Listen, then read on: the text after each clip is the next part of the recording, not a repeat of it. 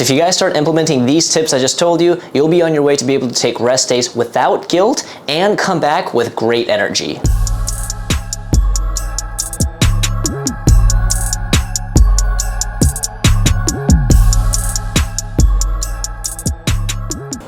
What's going on, guys? Welcome back to a brand new video. So I haven't posted for about the past week and a half, and that's because I was on vacation. And I spent this time unplugging from all activity, such as my working out and my content, and I really just focused on recovering both physically and mentally. So I figured that this would be a great topic for a video to come back to after my week off. Now, taking breaks is something that I'm not the best at, and it's still something that I'm learning how to do properly. And for a lot of you guys too, I know a lot of you guys can relate, taking breaks can be a little bit hard. Sometimes it's hard to take rest days without feeling guilty. We feel as if we're missing out on gains. So in today's video, I'm going to be helping you guys overcome this mentality, explain to you why resting is so important, what to do on your rest days, and most importantly, how to actually rest. Because if you're taking a day off and you're just feeling guilty and beating yourself up for not working out, not doing what you're supposed to be doing, you might be resting physically, but mentally you're not resting at all. And by the time you get back to it, you don't feel refreshed mentally at all. So let's start off with talking about the benefits of doing rest weeks or rest days.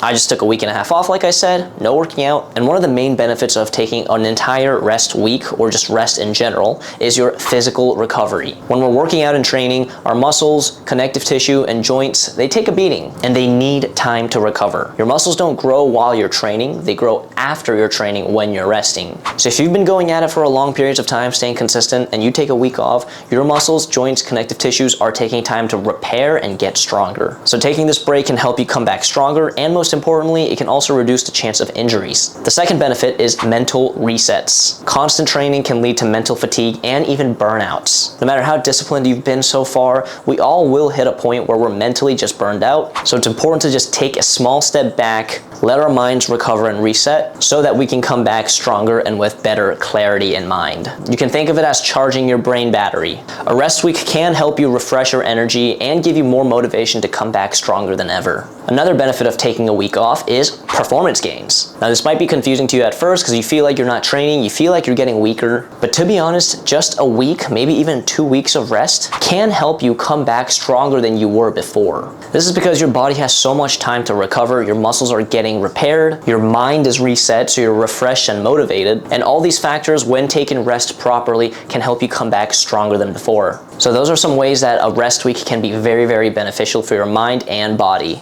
Now let's go ahead and talk about 3 things you can do during a rest week. Obviously, during the rest week, if you're on vacation, enjoy your vacation, and you should be able to take that vacation without feeling any guilt. At the end of the day, if you feel guilty during your entire vacation, you might be on vacation physically, but your mind won't be on vacation. But if you're someone like me who likes to stay at home during my rest weeks, doesn't really go out too much, here are 3 things you can do during this rest week. Number 1 is active recovery. This means doing small things to stay active, not necessarily doing your normal training regimen. You could be going for a light walk, you could do a stretching session, you could do a yoga class, something to keep the blood flow moving so that you're not just sitting still in one spot and going crazy, which kind of happens to me. But active recovery is a great thing to do during your rest week. Number 2 is prioritizing your sleep and nutrition. During this week, you're not going to be working out as much, so you're going to have a lot more time that frees up, especially since you're not going to be commuting to the gym, spending an hour or 2 there. You have all this extra time in your day now, and like I said, you can either use it for active recovery, or you could try and get to bed a little bit earlier or sleep in if you work out in the morning.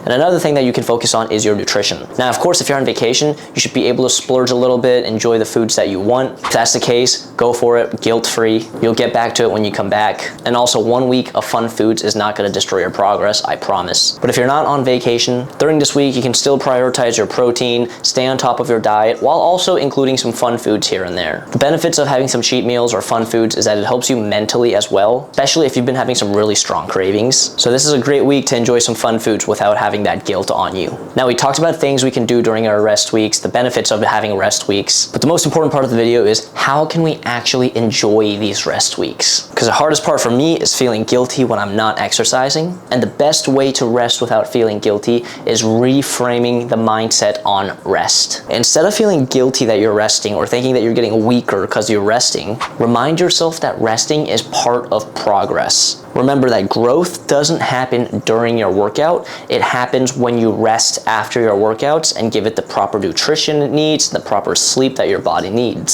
So if we take a normal 1 week workout plan, for example, so let's say you work out 4 days a week and you have 3 rest days in there. During those 3 rest days is when your body is recovering, and that is when most of the growth happens, so that you can come back and be stronger. Taking an entire week off is basically the exact same thing. We just have to zoom out and see the big picture a little bit better. So if you went 4 weeks of training consistently and you take 1 rest week, that 1 rest week is where a lot of that growth is happening from the hard 4 weeks of training that you did.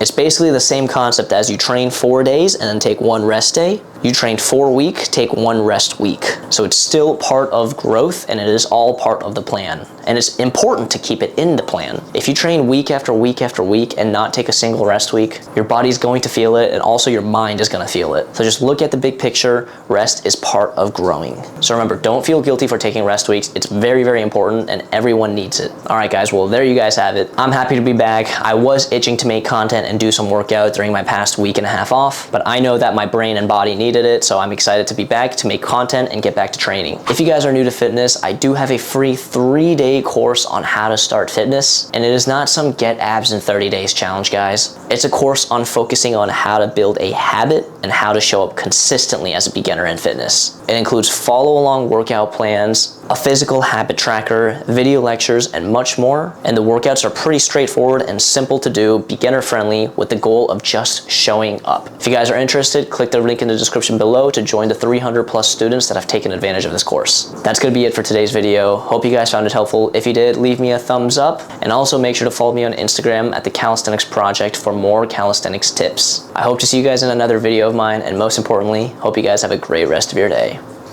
Peace out.